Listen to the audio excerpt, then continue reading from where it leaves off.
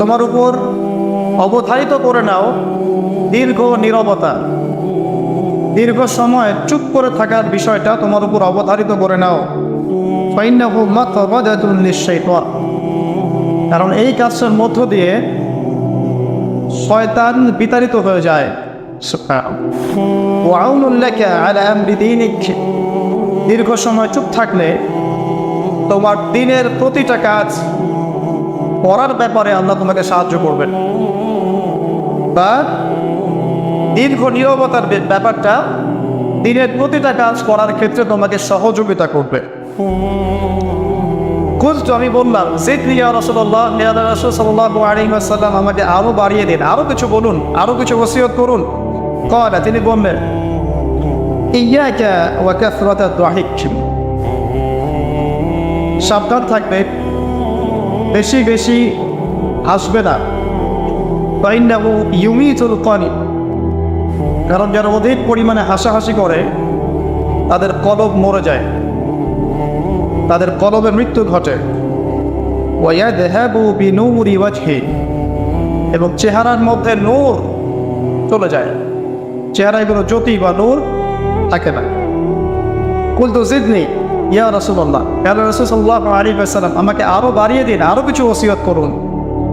ক্বালা, এবার তিনি বললেন সাল্লাল্লাহু আলাইহি ওয়াসাল্লাম, কুলিল হাক্কা ওয়া ইন কানা মুররান, সর্বদা সত্য কথা বলবে, সত্যের উপর থাকবে যদিও এটা অন্যের কাছে তিক্ত হয়। সত্য কথা বলবে যদিও এটা তিক্ত শোনায়। কত জিদনি ইয়া রাসূলুল্লাহ, তিনি বলছেন আমি বললাম হে আল্লাহর রাসূল আরো বাড়িয়ে দিন আমাকে। ক্বালা, এবার নবীজি বললেন সাল্লাল্লাহু আলাইহি ওয়াসাল্লাম, লা তাকাফ ফিল্লাহি লাউমাতা লাইম, আল্লাহর পথে কাজ করার ব্যাপারে বা আল্লাহর পথে চলার ক্ষেত্রে, আল্লাহর দ্বীন পালনের ক্ষেত্রে নিন্দুকের নিন্দার পরোয়া করবে না। আল্লাহর ব্যাপারে নিন্দুকের নিন্দার সমালোচনার পরোয়া করবে না। কুলতু জিদনি ইয়া রাসূলুল্লাহ, তিনি বললেন আমি বললাম যে আরো বাড়িয়ে দিন হে আল্লাহর রাসূল আমার জন্য। নবী করিম সাল্লাল্লাহু আলাইহি ওয়াসাল্লাম বললেন, ক্বাল লিয়াহজুসকা আনিন নাস মা তা'লামু মিন নাফসিক, যখন মানুষের ব্যাপারে তোমার নেগেটিভ কোনো মন্তব্য করতে হয় বা কারো ব্যাপারে যদি নিন্দা করতে চাও, এরকম ইচ্ছা জাগে মনের মধ্যে, তাহলে আগে চিন্তা করবে যে এই দোষটা তোমার মধ্যে আছে কিনা। অর্থাৎ নিজের নফসের খেয়ালটা তুমি আগে বেশি নেবে অন্যের নিন্দা করার আগে। রাওয়াহুল বাইহাকি, হাদিসটা এসেছে বাইহাকি শরীফের মধ্যে ফি শুআবুল ঈমান, এবং মিশকাতুল মাসাবিহের মধ্যে এসেছে হাদিসটা 414 এবং 415 পৃষ্ঠায়। অত্যন্ত চমৎকার একটা হাদিস। আজকে আমরা ইনশাআল্লাহ আযজা ওয়া জাল এই হাদিসটার উপরে সামান্য কিছু কথা বলে আমাদের আলোচনা শেষ করবো ইনশাআল্লাহ তাআলা। আবু যর রাদিয়াল্লাহু আনহু একজন বিশিষ্ট সাহাবী, আপনারা জানেন, যার ব্যাপারে নবী করিম সাল্লাল্লাহু আলাইহি ওয়াসাল্লাম বলেছিলেন, আবু যর তুমি খুব নরম মানুষ, তাই কখনো দায়িত্ব চেয়ে নিও না, কারণ তোমার উপরে যদি 2 জন মানুষের দায়িত্ব দেয়া হয় তোমাকে যেন ছুরিবিহীন জবাই করে দেয়া হবে। আবু যর রাদিয়াল্লাহু আনহু খুব আধ্যাত্মিক নরম মনের মানুষ ছিলেন। তিনি নবী সাল্লাল্লাহু আলাইহি ওয়াসাল্লামকে খাস করে বলছেন, এটা আমভাবে নয়, আমি যেমন আমভাবে সবার উদ্দেশ্যে কথাগুলো বলছি এভাবে আমভাবে নবীজি এই কথাটা তাকে বলেননি, বরং খাসভাবে বলেছেন, পার্সোনাল নাসিহাত, ইন্ডিভিজুয়ালি বলেছেন। তিনি বলছেন হে আল্লাহর রাসূল আমাকে কিছু নসিহত করো, কিছু ওসিয়ত করো। ওসিয়ত কি জিনিস? যেমন কেউ চলে যাওয়ার আগে ওসিয়ত করে, বাবা ইন্তেকাল করছে তার আগে ওসিয়ত করে, মাকে দেখিস, বোনদেরকে খোঁজ খবর রাখিস, সন্তানদের ব্যাপারে খোঁজ খবর রাখিস ইত্যাদি। তো ওসিয়ত করা মানে যে কথাগুলো আমরা অক্ষরে অক্ষরে পালন করতে চাই, প্রতিশ্রুতি ব্যক্ত করি, এরকম কথা কনভারসেশন। একটু চিন্তা করেন, নবী করিম সাল্লাল্লাহু আলাইহি ওয়াসাল্লাম যদি আপনাকে আমাকে খাস করে কোনো জায়গায় ডেকে নিয়ে কথাটা বলতেন কেমন হতো? মনে করেন নবী সাল্লাল্লাহু আলাইহি ওয়াসাল্লাম জীবিত আছেন বা আমরা তার সাক্ষাৎ পেয়েছি, আর আমরা কেউ একজন আমাদের মধ্যে গিয়ে থেকে বললেন, ইয়া রাসূলুল্লাহ আমাদের কিছু নসিহত করেন, আমাকে খাস করে কিছু ওসিয়ত করেন, তখন এই ওসিয়তগুলো স্পেশাল হবে। এবং আপনি আমি কখনোই চাইবো না জীবন চলে গেলেও এগুলোর কোনো একটা আমরা ছেড়ে দেই, তাই না? আবু যর রাদিয়াল্লাহু আনহু এই সুযোগটা নিয়েছেন। নবী সাল্লাল্লাহু আলাইহি ওয়াসাল্লাম বলছেন, প্রথম যে উসিকা বিতাকওয়াল্লাহ, আমি তোমাকে সর্বপ্রথম ওসিয়ত করছি তুমি আল্লাহকে ভয় করবে। তাকওয়া কি জিনিস? নবীজি বলছেন, ফাইন্নাহু আযয়ানু লিয়ামলিকা কুল্লি, এই তাকওয়াটাই সমস্ত কাজের সৌন্দর্য বর্ধন করবে তোমার জীবনে। তুমি যত কাজ করবে, প্রত্যেকটা কাজ যদি আল্লাহকে ভয় করে করো, প্রত্যেকটা কাজ তোমার জীবনে সৌন্দর্য বর্ধন করবে ইনশাআল্লাহ তাআলা। খুব সংক্ষিপ্ত আকারে বলতে পারি, আল্লাহ রাব্বুল আলামিনের তাওহীদের সাথে কাউকে শরীক না করা, এক কথায় আল্লাহর সাথে শিরক না করার নাম তাকওয়া। ঠিক আছে? আল্লাহ এক, আল্লাহ অদ্বিতীয়, তিনি মহাবিশ্বের স্রষ্টা, আমাদের স্রষ্টা, সৃষ্টিকর্তা, পালনকর্তা, রিজিক দাতা, জীবন মৃত্যুর মালিক, বিধানদাতা। এই প্রত্যেকটা কনসেপ্ট আল্লাহর জন্যে খাস করার নাম হচ্ছে তাওহীদ। আর এখানে যদি আমরা কাউকে সমকক্ষ দাঁড় করে তাহলে শিরক হয়ে যাবে। এই শিরকটা তিনভাবে হয়ে থাকে। মানুষ চিন্তার ক্ষেত্রে শিরক করতে পারে। কেউ যদি মনে করে মহাবিশ্বের কোনো স্রষ্টা নাই তাহলে শিরক করবে। কেউ যদি মনে করে স্রষ্টা আরও একজন আছে বা একাধিক আছে তাহলে শিরক করবে। কেউ যদি মনে করে যে আল্লাহ ছাড়া কেউ ইবাদত পাওয়ার যোগ্য, আল্লাহ ছাড়া অন্য কাউকে সেজদা করা যায়, নাউজুবিল্লাহ, আল্লাহ ছাড়া কেউ প্রয়োজন পূরণ করতে পারে, কেউ সন্তান দিতে পারে, কেউ কল্যাণ করতে পারে, কেউ অকল্যাণ করতে পারে ইত্যাদি, আল্লাহ ছাড়া কেউ বিধান দেওয়ার মালিক, এরকম কনসেপ্ট যার মনের মধ্যে আছে, এটা হচ্ছে আকীদাগত শিরক বা চিন্তাগত শিরক। আমি কি বোঝাতে পারছি? 2 নাম্বার, কাজের শিরক। যেমন কেউ যদি আল্লাহকে সেজদা না করে অন্য কাউকে সেজদা করে, কর্মগত শিরক করেছে। আল্লাহ পাকের হালালকে কেউ যদি হারাম করে নেয়, কর্মগত শিরক করেছে। আল্লাহ পাকের হারামকে কেউ হালাল করে নেয়, কর্মগত শিরক করেছে।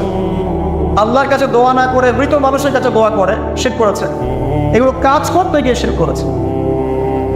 ইভেন আল্লাহর নামে কসম না করে অন্য কারো নামে কসম করলেও শিরক হয়ে যায়। অনেক সময় আমরা হাতের মধ্যে রশি পড়ি, পাথর পড়ি, অনেক কিছুই পড়ি, আমাদের বিশ্বাস হয় এগুলো আমাদের উপকার করতে পারবে, অপকার করতে পারবে, তাহলে শিরক হয়ে যাবে। সন্তান আল্লাহ দেন, যদি আমরা মনে করি যে মাজারে গিয়ে দোয়া করলেই সন্তান পাওয়া যাবে, শিরক হয়ে যাবে। আর শিরক এমন একটা পাপ, যে পাপটা আল্লাহ পাক তওবা ছাড়া মাফ করে না। মৃত্যুর আগে যদি তওবা করে মানুষ, ইনশাআল্লাহ আল্লাহ পাক মাফ করে দিবেন। যদি তওবা না করে মারা যায়, সম্ভাবনা বেশি এই ব্যক্তি জাহান্নামে যাবে, নাউজুবিল্লাহ। কারণ প্রত্যেক 1999 জন মানুষ জাহান্নামে যাবে যাদের আমলনামায় শিরকের পাপ থাকবে। আল্লাহ পাক সূরা নিসার মধ্যে বলেছেন, ইন্নাল্লাহা লা ইয়াগফিরু আন ইউশরাকা বিহি ওয়া ইয়াগফিরু মা দুনা যালিকা লিমান ইয়াশা। আল্লাহ পাক শিরকের গুনাহ ব্যতীত যে কোনো গুনাহ যাকে ইচ্ছা মাফ করতে পারেন, যে কোনো গুনাহ। আপনি জিনা করেছেন, সিজদা করেন, ফিরে আসেন, আল্লাহ মাফ করে দেবে ইনশাআল্লাহ। আপনি সুদ খেয়েছেন দীর্ঘদিন, সুদ থেকে ফিরে আসেন, দীর্ঘদিন মায়ের সাথে জিনা করেছেন সুদের মধ্য দিয়ে, তওবা করে ফিরে আসেন, আল্লাহ এখনই মাফ করে দেবে ইনশাআল্লাহ। আপনি খুন করেছেন মানুষকে, যদি আপনি চিন্তা করেন যে আমার এটা অপরাধ হয়েছে, এবং আপনি তওবা করে খালেসভাবে ফিরে আসেন, আল্লাহ মাফ করে দেবে ইনশাআল্লাহ।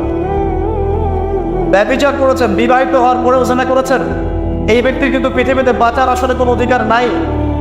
তারপরেও যদি সে গোপনে তওবা করে ফিরে আসে রাতের অন্ধকারে, আল্লাহ চাইলে মাফ করে দেবেন ইনশাআল্লাহ। যে কোনো পাপ আল্লাহ পাক যাকে ইচ্ছা মাফ করতে পারে, শিরক ছাড়া। শিরক যদি তওবা না করে মারা যায়, বেশিরভাগ সম্ভাবনা হচ্ছে সে জাহান্নামে যাবে। আরেকটা ডেঞ্জারাস বিষয় হচ্ছে, শিরক করে মারা গেলে কবরে মান রব্বুক উত্তর দিতে পারবে না। যারা মান রব্বুকে উত্তর দিতে পারবে, নিঃসন্দেহে তারা কখনো শিরক করে নাই, আল্লাহ পাকের তাওহীদের উপরে ছিল। আমরা শিরকের অনেক কিছু বুঝেছি, কি আধুনিক একটা শিরক বুঝি না, আধুনিক শিরক। এটা যেমন আল্লাহ পাক যা নাজিল করেছেন, এখানে যে বিধানগুলো আছে, এইগুলোকে যদি কেউ ডিনাই করে বা এগুলোকে পাশ ফিরিয়ে অন্য কোনো বিধানকে বেটার মনে করে, আল্লাহর বিধানের চাইতে বেটার মনে করে বা সমকক্ষ মনে করে, এটাও শিরক। এটাও শিরক। আল্লাহ পাক কিছু হালাল করেছেন, আমরা যদি মনে করি এটা হারাম, তাহলে শিরক, এটাও শিরক। সূরা তাওবার 31 নম্বর একটা পড়ে দেখবেন ইনশাআল্লাহ তাআলা। যাই হোক, তাকওয়ার প্রথম স্টেজ হচ্ছে আমাদেরকে শিরক করা যাবে না, তাওহীদে থাকতে হবে ইনশাআল্লাহ তাআলা। 2 নম্বর, আল্লাহ পাকের যত আদেশ আছে এগুলোকে মেনে চলার নাম তাকওয়া।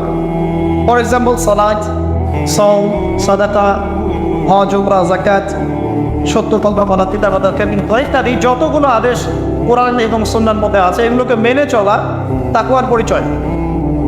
3 নম্বর, আল্লাহ পাকের যত নিষেধ আছে এই সমস্ত নিষেধগুলোকে বর্জন করার নামও তাকওয়া। শুধু আদেশ মানলাম, নিষেধ বর্জন করলাম না, এটা আসলে প্রকৃত তাকওয়ার পরিচয় নয়। আজকে আমরা মাশাআল্লাহ সবাই সালাত পড়েছি, কালকে সকালে যদি আবার শরীরের প্ল্যান করি আমার মধ্যে তাকওয়া আসলে নাই। আমি ধর্মীয় জীবনে পাক্কা মুসল্লি হলেও অর্থনৈতিক জীবনে পাক্কা সুৎখোর থেকে গেছে।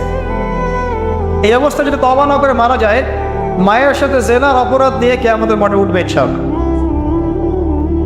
এটা আমার কথা না, নবী সাল্লাল্লাহু আলাইহি ওয়াসাল্লাম বলেছেন, সহিহ বুখারীর হাদিস, যে কোনো আলেমকে জিজ্ঞাসা করবেন, যে কোনো মাদ্রাসায় যাবেন, যে কোনো প্রকাশনের বুখারী শরীফ কেনেন না কেন, হাদিসটা পাবেন। যে ব্যক্তি 1 দিরহাম সুদ খেলো সে যেন 36 বার জেনা করলো। আপনি যদি জানেন যে আপনার ক্লোজ কোনো ফ্রেন্ড বা আত্মীয় বা বইয়েবার সে জেনা করে বেড়ায় বা মেয়েদের সাথে একাধিক মেয়ের সাথে তার সম্পর্ক আছে, ইনলিগাল রিলেশনশিপ, আপনি নিশ্চয়ই তার থেকে সম্মানের দৃষ্টিতে তাকাবেন না, তাকাবেন? আখিরুজ্জামান এমন একটা যুগ যেখানে সুদ থেকে বাঁচা সো ভেরি ডিফিকাল্ট। এখানে হাজারে খুব কম মানুষই সুদ থেকে বাঁচতে পারবে। যারা বেঁচে থাকবে তাদের গায়েও সুদের ছিটা ফোটা এসে লাগবেই লাগবে, কারণ পুরো বিশ্বের ইকোনমিক সিস্টেমটাই সুদ ভিত্তিক। এটা পরিপূর্ণরূপে ইসলামিক ধাঁচে সাজানো এখন সম্ভব বলে মনে হচ্ছে না। আমরা চেষ্টা করতে পারি।